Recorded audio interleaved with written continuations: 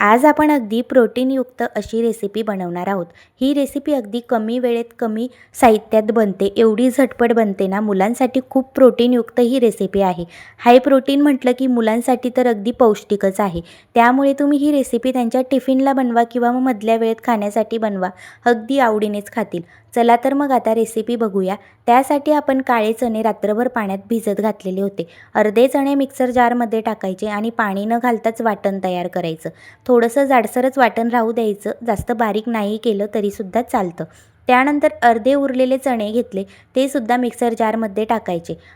5 ते 6 लसणाच्या पाकळ्या टाकायच्या, 2 मिरच्या टाकायच्या आणि थोडीशी कोथिंबीर टाकून घ्यायची। थोडंसं पाणी घालायचं आणि वाटण तयार करून घ्यायचं। जास्त पातळ किंवा जास्त घट्टही नको, पाणी अगदी थोडंसंच घाला। वाटण सगळं आपण एका बाउलमध्ये काढून घेतलेलं। आता आपण हे सगळं मिक्स करून घेणार आहोत। त्यानंतर आता यामध्ये पुढील साहित्य टाकूया। यामध्ये आता आपण अर्धी वाटी बेसन पीठ टाकून घेतलेलं आहे। त्यानंतर 2 मोठे चमचे बारीक जिरो साईजचा रवा टाकून घेतलेला आहे। त्यानंतर यामध्ये बारीक चिरलेली कोथिंबीर टाकायची आणि 1 मोठा चमचा पांढरी तीळ टाकायची, 1 चमचा ओवा आणि 1 चमचा जिरेसुद्धा टाकून घ्यायचं। त्यानंतर अर्धा चमचा आमचूर पावडर टाकायचं, म्हणजे अगदी चटपटीत लागतं। चवीपुरता मीठ टाकून घ्यायचं। हे सगळं टाकून घेतल्यानंतर आता चमच्याने आपल्याला हे व्यवस्थित एकजीव करून घ्यायचं आहे। त्यानंतर जर हे सारण जास्त घट्ट असेल तर यामध्ये अजून आपण थोडं पाणी ॲड करणार आहोत। ज्या पद्धतीने व्हिडिओत दाखवलं त्या पद्धतीने आपल्याला हे पाणी ॲड करून व्यवस्थित असं घट्टसर आपलं हे सारण तयार करून घ्यायचं।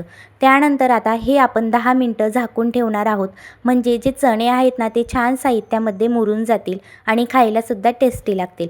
10 मिनिट झाल्यानंतर सारण अगदी छान असं रेडी झालेलं आहे। आता आपण एक पॅन घेतलेला, जो तडका पॅन असतो ना तो घ्या, किंवा मग एखादी कढई असेल ना तडका द्यायची, ती सुद्धा घेऊ शकतात। त्यानंतर यामध्ये तेल टाकायचं आणि मोहरी आणि पांढऱ्या तिळची फोडणी द्यायची। नंतर यामध्ये सारण ओतायचं, एका चमच्याने ओतून घ्यायचं आणि 5 मिनिटं झाकण ठेवायचं आणि वाफ काढून घ्यायची। आजूबाजूने तेलसुद्धा सोडून घ्यायचं।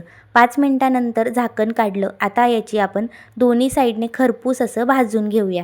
एका साईडने भाजून घेतलं, दुसरी साईडसुद्धा पलटून घ्यायची आणि परत झाकण ठेवून तेल सोडून छान असं खरपूस दोन्ही साईडने भाजून घ्यायचं। तुम्ही बघू शकता दोन्ही साईडने अगदी असं खरपूस भाजलं गेलेलं आहे। या पद्धतीने जर तुम्ही हा नाश्ता बनवला ना, तर मुलं इतके आवडीने खातील ना, त्यांना खूपच आवडेल। त्यामुळे तुम्ही हा हाय प्रोटीन नाश्ता नक्की एकदा बनवा, मुलांना इतका आवडेल। मुले काय, लहानांपासून मोठेसुद्धा अगदी आवडीने खातील। काळे चणे तर नेहमी घरातच असतात, आपल्याला त्यांना उकळायची सुद्धा गरज पडत नाही। फक्त रात्रभर पाण्यात भिजत घाला आणि मिक्सर जारमधून वाटून घ्या, लगेचच रेसिपी तयार होते। यामध्ये जर काही भाज्या असतील ना, त्यासुद्धा ॲड करू शकतात। अगदी चटपटीत ही रेसिपी लागते। मुलांच्या टिफिनसाठी द्या किंवा मधल्या वेळेत खाण्यासाठी बनवा, अगदी आवडीने खातील। एकदा नक्की